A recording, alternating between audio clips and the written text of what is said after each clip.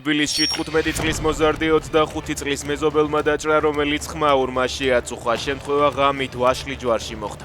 არსებული ინფორმაციით მოზარდების ხმაურით გაღიზიანებული კაცი ბავშვებს ჯერ სიტყვიერად დაუპირისპირდა, შემდეგ კი ერთ-ერთ მათგანს ცივი იარაღით მრავლობითი დაზიანებები მიაყენა. მოზარდი კლინიკაში მძიმე მდგომარეობაში შეიყვანეს, ბრალდებული დაკავებული. ღამის მასშტაბური იერიში რუსეთზე უკრაინამ ოკუპანტების არაერთ ობიექტს დაარტყა. ქალაქ ტაგანროგში დაიბომბა ნავთობ ტერმინალი, როსტოვის ოლქის ქალაქ აზოვში კი ოპტიკურ-მექანიკური ქარხანა. ყანძარიაელსკის ნავთობ გადამამუშავებელ საწარმოში. ნავთობ ბაზა იწვის სტავროპოლის ოლქშიც. დრონებით თავდასხმის გამო მოსკოვისა და სანქტ-პეტერბურგის აეროპორტებმა მუშაობა შეაჩერეს.